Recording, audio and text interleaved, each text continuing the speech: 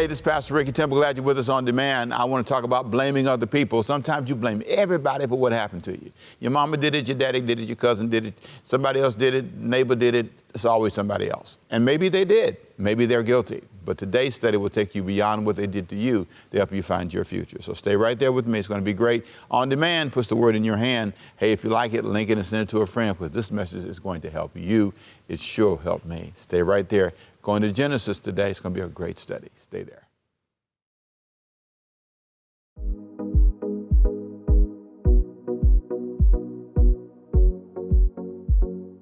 Well, welcome back. Glad you're with me. Today, I want to take you on a journey, and we're going to dive down deep here in our study. It's a study of Genesis. We've been in Genesis for a few weeks here, talking about why people never do what they say they're going to do. This is my last answer for this year to that question, and it's because they don't know where they are. That's this month's answer. Sometimes people never do what they say they're going to do because they don't know where they are. And so my question for you today is, where are you? Where are you really at in your life? And we can talk about a number of categories, your money, your finances, your health, your emotional state. But I want to take you into the text, and I want to plow through for a moment the 5 things I promised you we talk about this month if you missed the first sermon. Number 1, we talked about the fact that Adam and Eve, after they sinned, they started hiding. When they knew they had violated God's command, they hid themselves. And I asked you the question, are you hiding? It's a great sermon. You had to go back and listen to it. And the second thing we talked about was being naked. How sometimes you're uncovered. And I love the question that God asked Adam and Eve. He says, who told you that you were naked?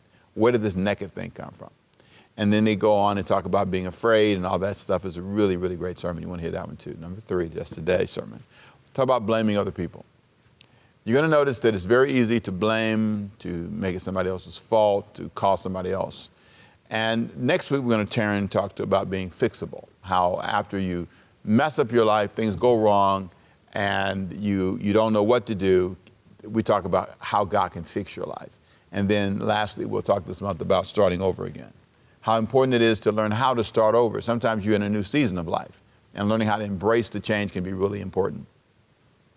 Let's start in Genesis chapter 3, verse 10. I want to remind you what we're reading so you can kind of be up to date if you missed it. Genesis 3 and 10. He answered, God did, I heard you in the garden. Adam answered rather. I heard you in the garden, and I was afraid because I was naked, so I hid. And he said, who told you that you were naked? Have you eaten from the tree that I commanded you not to eat from? The man said, the woman you put here with me, she gave me some fruit from the tree, and I ate it. Now, for those of you who are not really big Bible people, here's what happened. It's the story of Adam and Eve and the creation of man. And in chapter 3 of Genesis, there's a discussion about how man fell.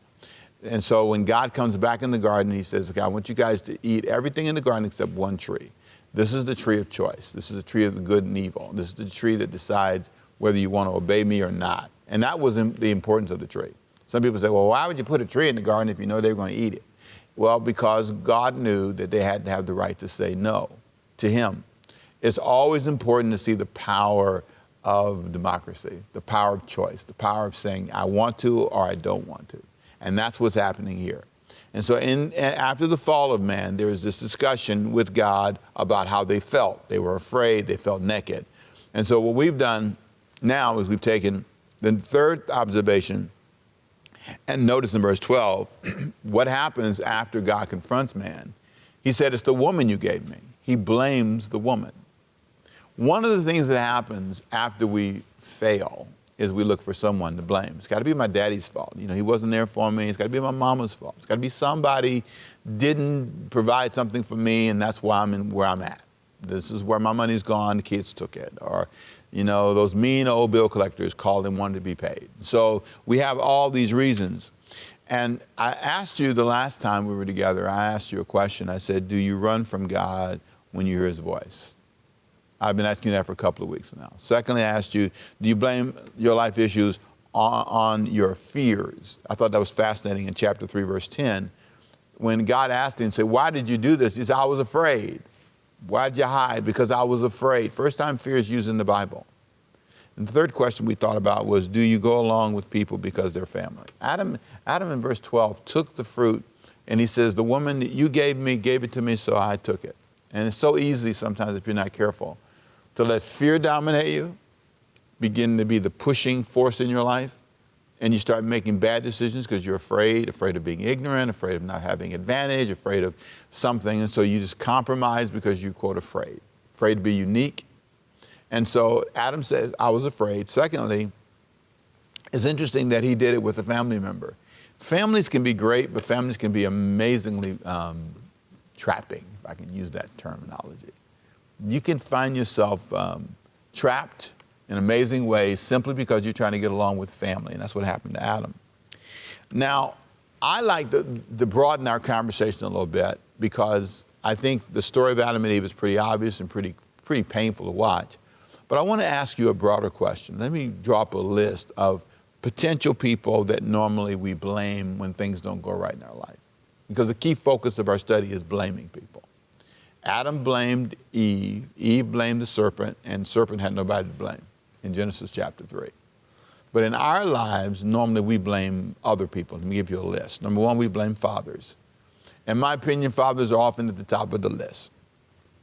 And I don't know that a lot of times people even really know their father's story. Daddy wasn't there, daddy didn't. I hear that all the time. I hear sometimes about mama, but I hear a lot about daddy not being there. You might ask the question, well, isn't it true? Isn't it true? Well, it may be true, but I think there are always reasons, and I'm not justifying any of them. I'm just simply saying fathers are often the people that we blame. Then mothers. But oftentimes, again, the issue is you don't know your mother's story. Mothers have a story, fathers have a story, and we often blame them for what they didn't do in our lives, but they were young trying to figure it out oftentimes. Thirdly, siblings. And it depends on the kind of relationship you have with your siblings. You can blame them for your issues in life. Fourthly, we blame friends. And I'm not saying that they're innocent all the time, but it's amazing how we blame, let me say them again, fathers, mothers, siblings, and friends. And number 5, we blame spouses. It's really easy, if you're not careful, to make your spouse the fall person for everything in your life that's not right. You married them, they broke your heart, they weren't perfect, okay. And I know you were, but I'm just saying, they are often a place we tend to throw blame. Number 6, employers. They won't give me a raise, they won't do this, they won't give me a promotion, they won't make my life better, and if you're not careful, all of your life success is a responsibility of your employer. Now, what's really amazing is some of you have never signed a paycheck, you've never been responsible for people, and it's really powerful how you can be a person who gets a big high on always making it your boss's fault. And sometimes I think that's just totally unfair. The boss has a side too. And as a guy who's had hundreds of people over the years, I can tell you there's another side to the responsibility of paying all the taxes, paying for your retirement, your health care, and having to meet payroll every 2 weeks or however often you get paid. It's really an amazing responsibility. There are millions of dollars in my case, and it's a lot of money over years. And so you begin to feel the weight and the pressure of that. And sometimes you can make it all about your boss's fault, but maybe the employees had something to do with it. Or maybe it's outside of the boss's hands. The economy changed, they can't pay you what they used to pay or want to pay you. Now, I believe in paying people, and I try my best. Believe me, I lean on my budget to make sure I pay people right and treat people right. But there's a story I have to tell that's different than a person who's never done that. Just something to think about. And then lastly, we blame ourselves. It's always your fault. It's always something you didn't do. If you're not careful, all of life will be set on your shoulders. I fight this all the time because I tend to think it's my responsibility for my kids to be at a certain place. It's my responsibility to make sure things are cared for. I'll lean on my own income more than maybe I should sometimes because I want to make sure things are perfect. And there's this strong, self-condemning plague, I guess I could call it, that will follow you as a man, as a woman, as a father, as a husband, as an employer. I mean, all the lists I just said. As a spouse, all of us who are operating in one of these 7 things can say, yeah, I've been the spouse that feels guilty. I'm the employer. I'm the person, the sibling. My sisters and brothers blame me for not being a perfect brother or whatever. There's always a weight. And I'm going to say just selfishly here for a minute, fathers, I really hear you. I hear how you feel. I get your pain. Mama, I get yours. But just for a minute, let me say to the guys, I feel you. But you must learn to release yourself from that. It doesn't help you at all. Now, there are tools to help heal what I call a blamed and fractured family. There's a book that I just really like. This guy's name is called Fractured Families and How to Heal Them by Carl Pilmer. And it's really great. It's a good book. It has some simple insights into it. And I made a note about this book because he reports that estrangement, that's what he calls it, estrangement, involves cutting off regular contact between two or more family members. He describes in percentages the number of families that suffer through this phenomenon. Now, please understand, the reason I'm doing this, and I'm going through this slowly for a minute here, is because what I said we do is we tend to blame other people. What blaming does is it leads you to estrangement, which means you start separating from each other. And he defines estrangement in the book as cutting off regular contact between two or more family members. And so he gives these numbers that were just startling to me. Incredible. Here's what he said. 27% of families in the U.S. are dealing with estrangement. That's 89,715,000 people. That's how many families are dealing with it in America. 10% of the parents are estranged. That's 33 million. He says 33 million are estranged from their children. Remember, estrangement means cutting off regular contact between two or more family members. He goes on to say that 8% of siblings, that's 26,582,000 siblings, are separated. Then he says 9% of other family members, that's 29 million other family members, not your sister, not your brother, other family members, 29,905,000 of you are separated, fragmented. And then he gives these simple solutions that I think are profound. There are 5 things he says that can really make a difference. Number 1, let go of the past. You just have to let it go. You have to say to yourself, I cannot, I will not, I'm not going to be blamed, I'm not going to allow myself to be tied down to this, I'm not going to allow myself to be controlled by it. He says, let it go. That's a song, right? You remember that? Yeah, let it go. And then take responsibility. Is there some part of this that you can own and say, I was a part of that? I was a part of that. I was in there somewhere, and I need to make sure we fix this estrangement, this fragmented, blaming, talking mean to each other, picking fights with each other. Let's let it go. Take responsibility. And thirdly, he said, change your expectations. I can't say how much, boy, it means for you to just say, I don't expect you to be perfect. I don't expect you, in some cases, to pay me back, because I know you never do and can't. I may never loan you money again, okay, because you don't, but I need to get over what happened. I need to make sure that I take responsibility. I need to change my expectations. I've learned I get along with people a lot better when I don't expect certain things from them. I don't expect them to call me. I don't expect them. I'm a reacher out person. You heard that, reacher out. Made that up. I'm a reacher, but everybody's not. Everybody's not as friendly as I am. I love people. I enjoy it. I'm an extrovert in the street. My wife says an introvert at home. So I'm an ambivert, which means I get real quiet, sometimes by myself, like it, love it, being alone, raised an only child, so I really like the alone space.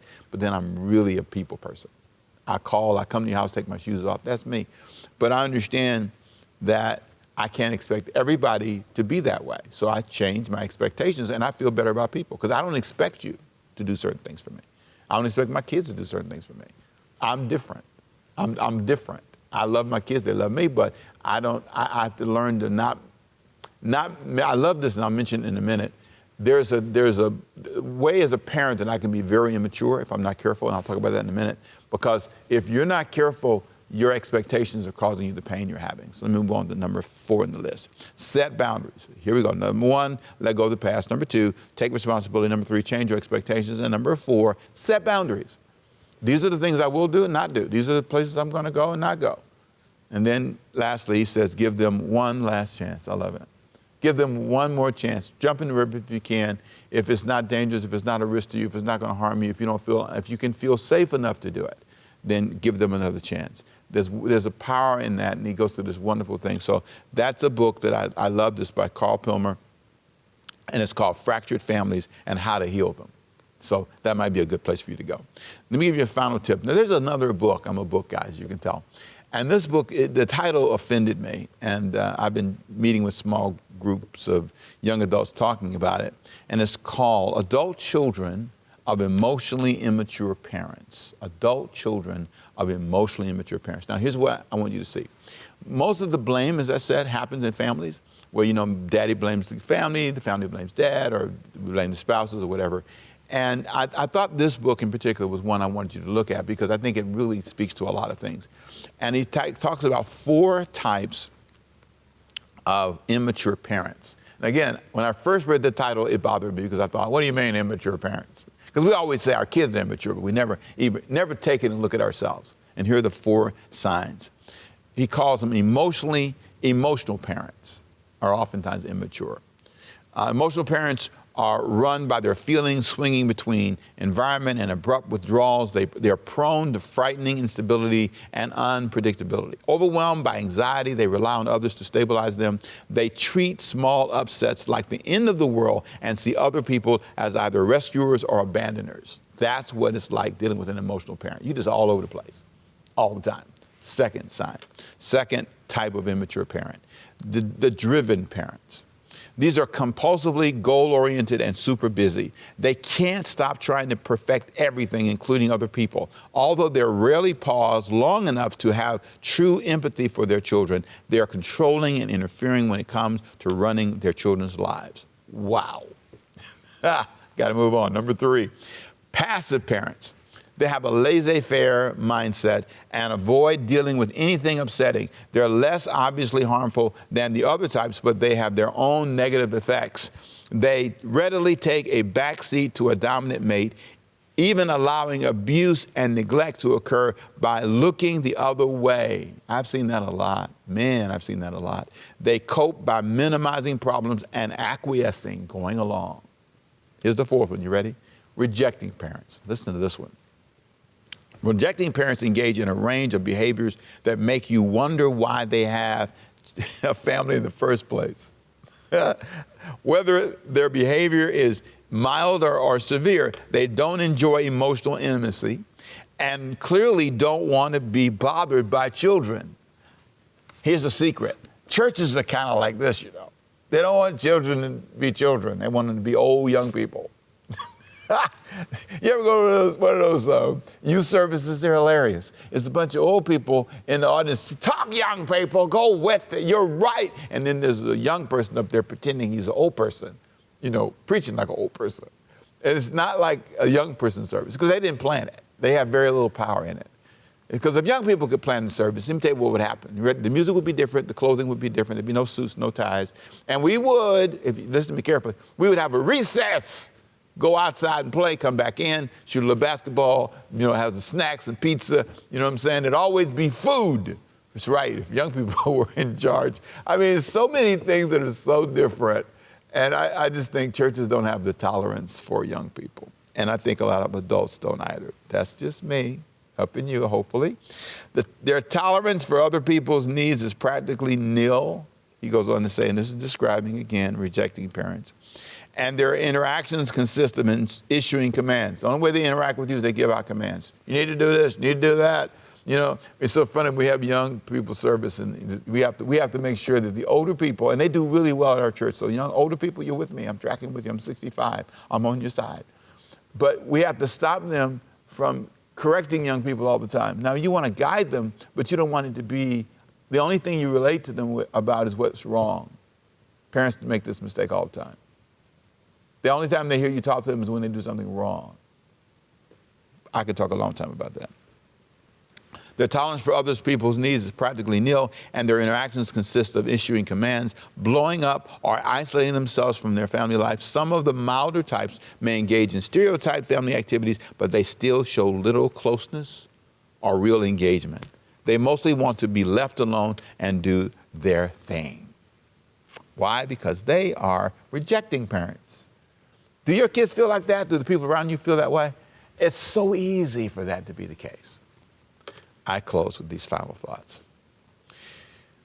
When you have a life with a person like this, you do develop blaming issues where you can say, yeah, Pastor Rick, you just described my parents. And that's why I blame them for where they are, where I am. But I don't know that you're going to solve that if you just allow yourself to live there. I think it's easy to be provoked. It's easy to be frustrated. And the book, I want you to get it because it goes through a long list of other things, a whole section on life with emotional immature parents. What's it like? Communication is difficult. They provoke anger, he says. They communicate by emotional contagion. I love that, which means, he said emotional contagion is also how babies and little children communicate. You know, they yell, they scream, they cry to get their way. And he said that's what it's like. Oh, emotionally immature parents also don't do the emotional work that's necessary. The hard engagement, the conversations, everything is about what I want, what I say. There's no two-way communication. And they don't want to understand the emotional experience of other people. They're hard to give to. Emotionally immature people crave attention to their needs, yet they're actually hard to give to. You try to give them love and they push it back. It's amazing. They demand mirroring. Now, this was one I really liked. When you deal with an immature person, they look at themselves and then they look at you and say, you need to be like this. So and if it's your parent, it's really difficult because you say, I'm not you. But they look in the mirror and say, you need to be like a temple. See, temples are like this. Now, I'm not saying there are not some elements that you should emulate. And I want to make sure we balance this out because I do believe that there are times when, as a parent, there are things that I do need to see, you need to see as an example for you. And this is why it's so important. This is why the book bothered me, because when emotionally immature parents, I thought, what do you mean? You're trying to say we're immature? In some cases, we are. Because you can take that too far. Ricky Jr., RJ, is not me. He has different desires and passions in his life. Music is a big passion. Art is a big passion. He works for Disney. He's a tremendously committed guy. That's what he does. And I celebrate his success. I celebrate his life. Christina's different. Christina's more of an administrative person, loves children, different person. My wife's different. My wife's arts, children, I don't know. She's a whole lot of stuff mixed together. But I can't just look in my mirror and have them be me, but I can challenge them in certain practical ways, and I think that's my role as a father. I think there's a role for me to be a voice, but I have to understand they're not going to be exactly me. I love this. The mirroring thing is amazing. And then he goes on to say, their self-esteem rides on your compliance. They don't feel good about themselves unless you comply with everything they say. Role entitlement, because I'm your daddy, because I'm your mama. I do think there's some value to that. I do think that there is a value in your parents having a role and respecting them as your father. Honor your father and your mother that your days may be long. That's true. But I think I have to be careful that I don't think I'm entitled to certain things. I just love that. Role entitlement is an attitude of demanding certain treatment because of your social role. When parents feel entitled to do what they want simply because they're in the role of parent, this is the form of role entitlement. So I have to balance that out. I do think I have to speak to things, and I have to be a father and a present leader in the family, but yet I don't need to abuse my children. Don't provoke my kids to wrath, the Bible says. And then, of course, role coercion, which means I'm forcing people, role coercion, if I get that word out, to force a person to do things I want them to do. And then lastly, before we're done, here we go, they have an inconsistent sense of time. So although this is extremely subtle, he says, point and easily overlooked, mostly immature people often have a fragmented orientation to time, especially when they get emotional. So they'll talk too long, they'll say too much, they're not aware of time, your age, or any of that. It's really a tremendous read. And I read a lot to you and quoted a lot from this book for a reason. I need you, if you're going to make sure you're fair, that you're not blaming your children when it's because of your immaturity. All the things I just gave you, probably too many, but all the things I just sampled and gave you. Are you somewhere in there? Can you say, yeah, I do coerce them. I do force them. Yeah, I do talk about, I'm your mom all the time. Yeah, I do. Yeah, I'm guilty of self-esteem. My self-esteem is tied to your compliance. I don't feel good about me unless you do everything I say. Looking at yourself honestly, and maybe not blaming someone else, but maybe saying the fragmentation in our family is too much. I've allowed us to be fragmented for too long. It is too bad that we are like this, and maybe I can be a part of it. Instead of blaming them, see what you can do to mend and heal the fence. Now, I've said a lot today, and I hope I've helped you. And I hope that you get yourself ready for the next stage in our conversation, because next time we're going to talk about God's unique plan to save us. God had a plan, and he looked in the world and saw we were in a mess. And he says, I got a plan to fix this. During Christmas season, we go through this whole conversation. And it's not so much about Christmas being the day Christ was born, but the message that his birth tells us, that God has a way of creating a unique way to save us. You may be blaming others. You may feel it's somebody else's fault. But today, in this moment, I want you to pause and look at yourself and say, God, I'm open to your unique plan for my life so that I can receive your best plan. I lay my children before you. I lay those I work with before you. I lay all the issues that I can hide behind before you and pray you'd help me find my way. I declare that in your life. You hung with me. We got through a lot of material today. I hope you were blessed by it. Let me pray for you. Father, I pray that everything I've said has helped them find their way, bring healing, blessing, and strength. I pray that these few minutes have been uplifting and inspiring. I pray that they would open their hearts and minds to hear you today. This list was long, discussed a lot of issues. But Father, there's one thing that stood out in their mind. I pray they would grab a hold of that and say, I'm not going to blame everybody anymore. I'm not going to blame my children. I'm not going to just even blame myself. I'm not going to sit under guilt. Let me get it out here. I'm not going to sit under guilt or shame, but I'm going to rise up and become victorious in Jesus' name. Amen.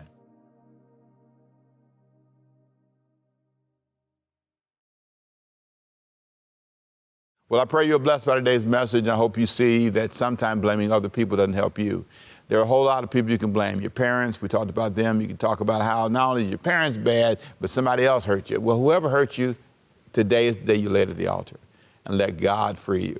You don't want to be in that statistic that talks about how many people in the world around you are divided and suffering from this painful division.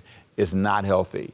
You don't need to be in that crowd. So I want to challenge you to pray with me right now. Maybe you're facing this division in your family. You're part of those millions of people that are fractured from each other. Why don't you find a way to find healing today? I know they did it. I know they're guilty, but Jesus died for everybody.